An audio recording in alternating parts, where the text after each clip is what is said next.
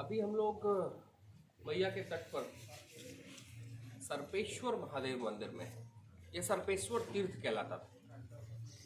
असल में भारतीय सनातन इतिहास की परंपरा में हुआ ये था, और ये भारतीय सनातन इतिहास की बड़ी महत्वपूर्ण बात है जो शायद पूरी दुनिया हो सकता है कि अगले 50-100 सालों बाद समझे।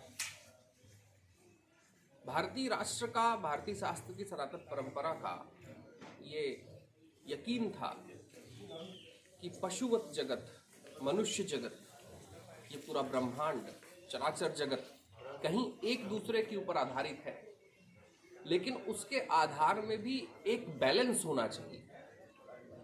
उस आधार में भी कहीं कुछ ऐसा होना चाहिए कि वो बैलेंस बिगड़ना नहीं चाहिए।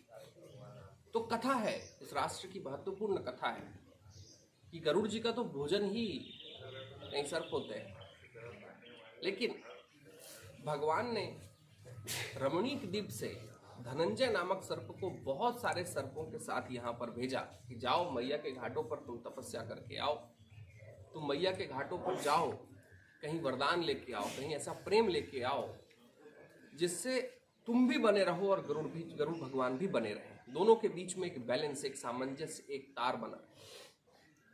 तो हुआ ये था कि धनंजय नाम के जो सर्प थे, जो रमणीक द्वीप से निकलकर अपने बहुत सारे सर्पों के साथ और सर्पनियों के साथ इस जगह पर आए थे, और इसी स्थान पर ये जो महादेव जी का मंदिर आज स्थापित है, जहाँ महादेव दिख रहे हैं, इनकी स्थापना की थी। और भगवान शिव से, मैया से ये वरदान मिला था कि हमेशा इन प्रजातियों के बीच में कहीं पर एक बैलेंस बना रहेगा।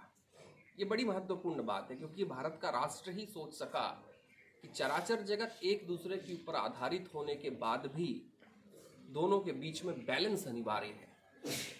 एक और घटना आती है कि जब धनंजय नाम के जो सर्प थे, जब उन्होंने यहाँ पर तपस्या की अपने बहुत सारे सर्प योनि के कुल के लोगों के साथ, तो एक और वरदान मिला था कि यहाँ पर आंतरिक मन का जो डर होता है, जो लोगों के मन में अंदर का भय होता है, जो भय पता नहीं होता किस बात का है, लेकिन जब वो भय होता है तो अगर महादेव जी की यहाँ पर आराधना की जाए तो उस भय से मुक्ति मिलती है, वहाँ से अभयदान मिलता है।